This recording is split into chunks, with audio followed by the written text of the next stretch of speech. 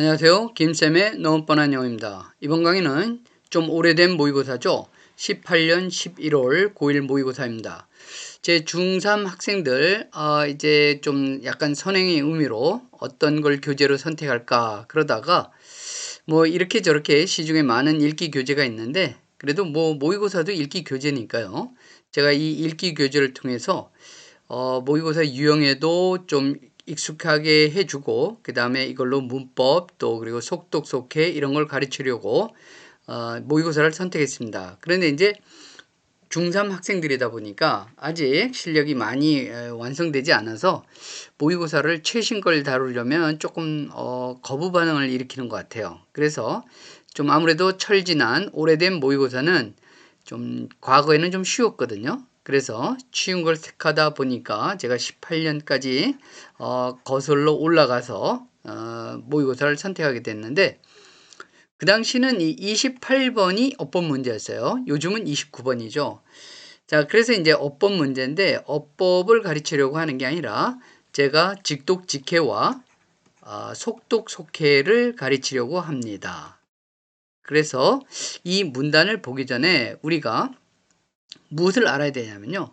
문단에도 구조가 있다. 이런 식으로 해서 제가 많이 설명했었는데 요 네 가지 유형은 몇 년도인지 모르겠어요. EBS 연계교재에서 글의 제목인가 그 파트에서 앞부분에 이제 뭐 푸는 요령 이렇게 해가지고 제시했던 건데 거기서는 이제 글의 구조라 그랬습니다. 저는 좀 바꿔서 글이 아니라 한 문단이죠. 보통 수능에서 한 지문은 한 문단이니까요.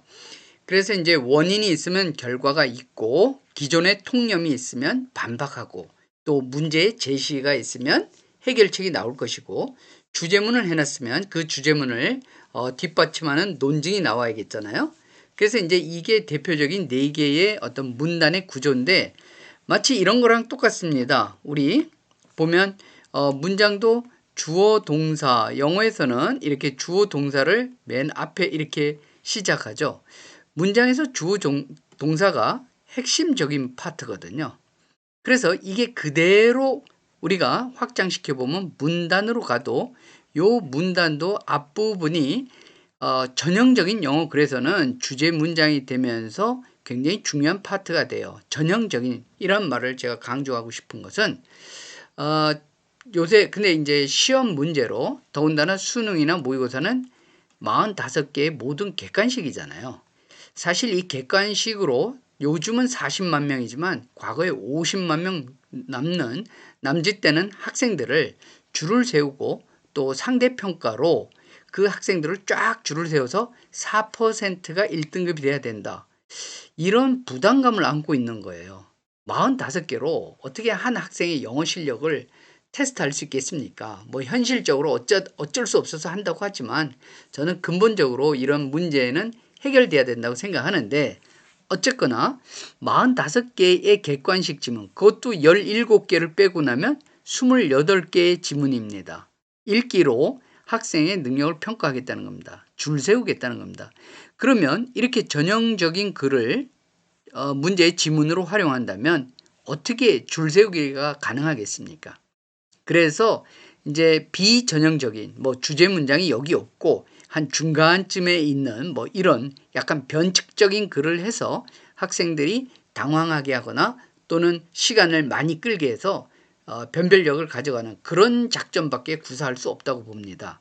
그래서 이제 바람직하지 않지만 그런 비전형적인 글을 어린 학생들이 대하면서 야, 영어 뭐 이렇게 복잡한가? 사실 복잡하지 않습니다.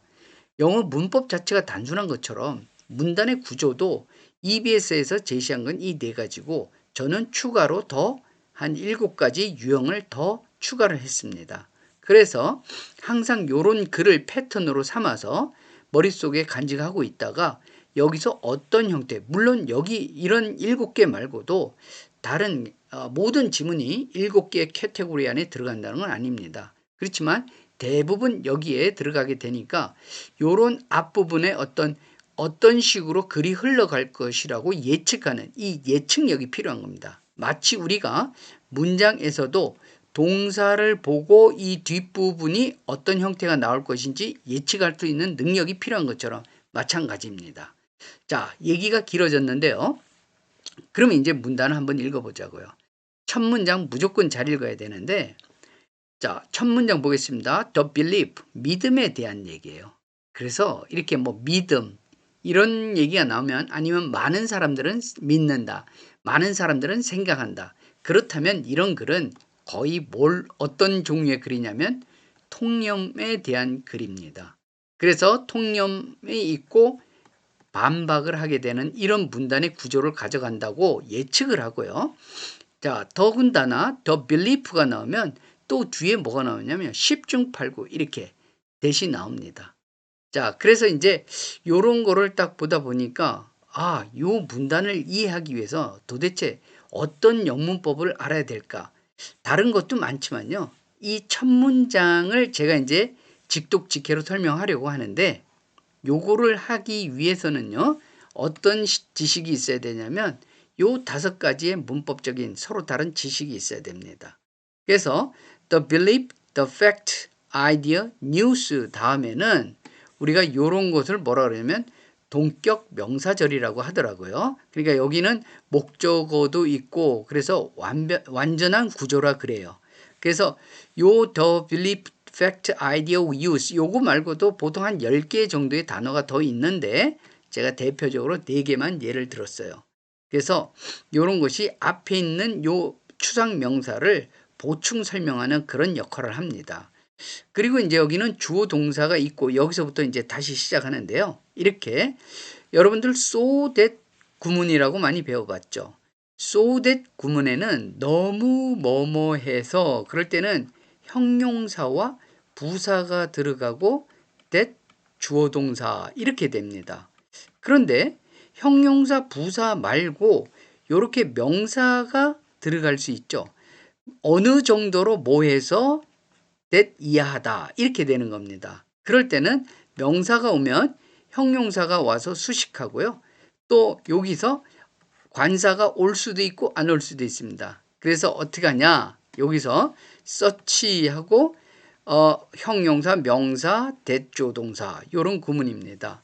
너무 뭐 명사해서 이때는 이제 너무 명사해서 주어 동사하다 이렇게 이해하면 되고요. call이라는 동사는 참 많이 나오는 동사죠. 소위 우리가 여기서 오형식 동사라고 하는데 목적어가 있고 목적격 보호로 목적어가 누구다 라고 얘기할 때는 목적격 보호로 뭐가 오죠? 목적어의 정체를 밝혀줄 때는 명사가 오고요. 이 목적어가 어떤 상태인지 말해주려면 형용사가 오겠죠. 그래서 이 둘 중에 하나가 오고요. 이 본문에서는 여기 call 이 동사의 목적으로 쓰였던 것이 이 주어 자리를 이동하게 됩니다. 그랬을 때는 이 능동의 동사를 어떻게 바꾸죠? 비동사 다음에 과거분사를 써서 BPP, be called가 돼요. 그러면 이 목적어는 없어진 거죠. 사실 앞으로 이동한 거예요. 그러고 나면 목적격 보호가 be called 다음에는 목적격 보호로 쓰이는 명사나 형용사가 온다는 것을 예측하고요. 그냥 call로 쓰이면 뒤에 목적으로 쓰이는 명사와 목적격 보호로 쓰이는 명사 또는 형용사가 올 수 있다. 예측을 해야 됩니다. 그리고 주어 다음에 비동사가 오고요. 요 형용사는 주어의 상태를 말해주는 주어 보호 또는 주격 보호가 됩니다. 주어가 어떻다고 상태를 말해주는 거예요. 그런데 그러면 이 형용사가 도대체 어떤 상태인지 또 추가적으로 설명하기 위해서 바로 뒤에 뭐가 오냐면 to 동사, 원형, to 부정사가 와서 이렇게 설명합니다. 그래서 보통 이런 것을 형용사를 수식하니까 부사적 용법 이렇게 얘기하죠. 그리고 우리말로 이해할 때는 뭐뭐 하기에 이렇게 이해가 됩니다. 물론 여기서 이렇게 끊어 읽어야 돼요. 요 서로 다른 5가지의 영문법을 알아야지 이 한 문장 위에 있는 문장을 이해할 수 있습니다. 자, 그러면 요 문장을 첫 문장이니까 제가 문단에서 한번 읽어 보겠습니다. believe. 그죠? 근데 어떤 믿음이냐면 인간들이 가지고 있어요. 도덕성을. 그리고 동물들은 don't have morality가 빠졌죠. 여기에 인간들은 가지고 있지 않다는. 여기서 나옵니다. Such a long-standing, 아주 오래된 assumption이다. 가정이다. 이런 얘기입니다. 너무 오래된 가정이라서 it could well be called. 그런 assumption은요. be called 나왔죠? A habit of mind. 사실 이런 게 이제 마음의 습관. 우리는 이런 말이 없잖아요. 그죠? 그런데 습관이란 거는 육체적으로 어떤 습관, 머리를 긁는다든지, 손톱을 깨문다든지 이런 것도 있지만 마인드의 습관이 있을 수 있죠. 그래서 사고하는 데 있어서 습관, 사고력의 습관입니다. 그죠? 그러니까 제가 뒤에 우리 여기 자연스럽게 해석을 이렇게 해놨더라고요. 아, 습관적 사고. 아주 좋은 말이네요. 그죠? 습관적 사고. 그리고 그죠? bad habits는 어떻게 한다고요? 요게 사이에 끼었어요. 우리가 알다시피 엄청나게 어렵다. 요게 바로 형용사고 요게 부사입니다. 어렵다. 뭐 하기에요? to break. 깨기에 어렵다. 이런 뜻입니다. 그래서 이제 제가 나중에 또 다음에 이제 직독직계를 다시 설명하겠지만요. 이 문장의 첫 문장을 보면 제가 중요한 말만 박스로 한번 쳐볼게요. belief입니다. 무슨 belief죠? 되게 궁금하잖아요. 인간은 morality가 있고 동물들은 없다는 belief는 오래된 assumption이다. 이런 얘기입니다. 가정입니다. 그래서 뭐라고요? habit of mind래요. 그리고 여기서 뭐라고 규명했습니까? bad habits라고 했어요. 그러니까 이 글쓴이는 벌써 이런 assumption, 이런 믿음이요. 인간만 도덕성을 갖고 있고 동물들은 없다는 이 잘못된 믿음이라고 하면서 bad habit은 어렵다고 했습니다. 고치기가 어렵다. 이런 식으로 했어요. 그러면 이런 통념이 벌써 아니라고 반박을 했잖아요. hard to break라고 했잖아요. 그러면 이것에 대한 증거, 증명을 하게 되는데 이 중간에 쫙 그런 얘기가 나오겠죠. 그러면서 눈을 뒤로 한번 돌려보는 거예요. 첫 문장 읽지 말고 첫 문장은 이제 자세히 읽었잖아요. 그러면 중간 부분을 좀 건너뛰고 마지막 정도를 읽어보는데 그 전에도 여기 보세요. false stereotypes. 또 한 번 강조합니다. 이거는 잘못된 stereotypes라 고정관념이라는 얘기를 하게 되죠. 그리고 이 사람이 글쓴이가 해결책으로 제어하는 게 clearly a major paradigm shift is needed입니다. 분명하게 좀 작은 패러다임이 아니라 크게 아주 대대적인 패러다임, 생각의 어떤 모형의 변화가 필요하다는 겁니다. 그리고 그 이유에 대해서도 얘기하죠. lazy acceptance라고 그랬어요. 오래된 그런 어떤 습관적 사고를 그냥 받아들이는 것은 has long influence, 아주 강한, strong한 influence를 미친대요. 어떻게 해요? 동물들이 이해되고 다뤄지는 그 방법에 대해서 안 좋은 영향을 미치기 때문에 어떻게 된다고요? major paradigm shift가 필요하다 이런 얘기입니다. 그래서 중간 부분 안 읽어도 우리가 첫 문장과 마지막만 읽어도 이 문장 해결할 수 있잖아요. 그래서 첫 문장은 중요하니까 우리가 쫙 보통 읽어대는데 이 어떻게 읽자고요? 직독하는 식으로 읽고 그 다음에 여기다 플러스 뭐가 필요하냐면 중요한 문장이나 구를 골라가면서 읽는 이런 그래서 빠르게 읽고 이해하는 이런 두 가지 리딩 스킬이 필요한 겁니다.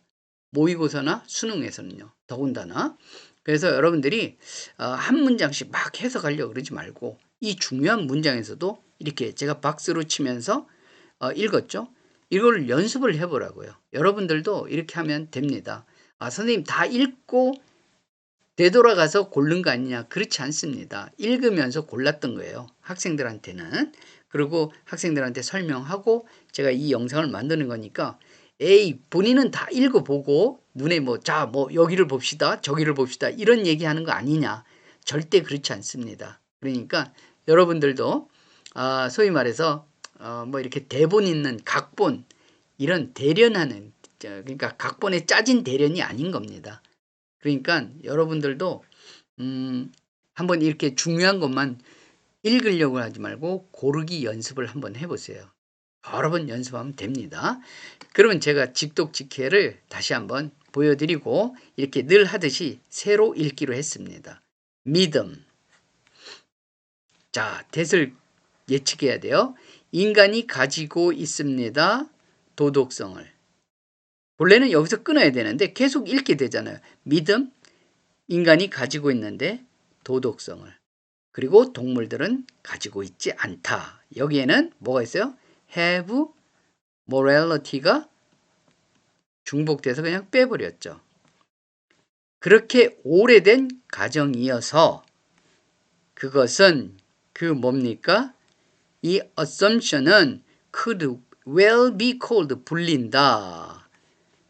습관적 사고로요. 그리고 여기서 끊어집니다. 습관적 사고는 우리가 알다시피 extremely hard, 굉장히 어렵대요. 수식해줘야겠죠? 뭐 하는데 어렵다는 거예요? to break, 깨기가. 이렇게 하면 직독직해가 되겠죠? 그래서 여러분들 요런 모의고사 문제 많이 읽고요. 문장 속에서 단어 또 익숙해지고 그렇다면 영어가 그렇게 어렵지 않습니다. Practice makes perfect란 말이 있죠?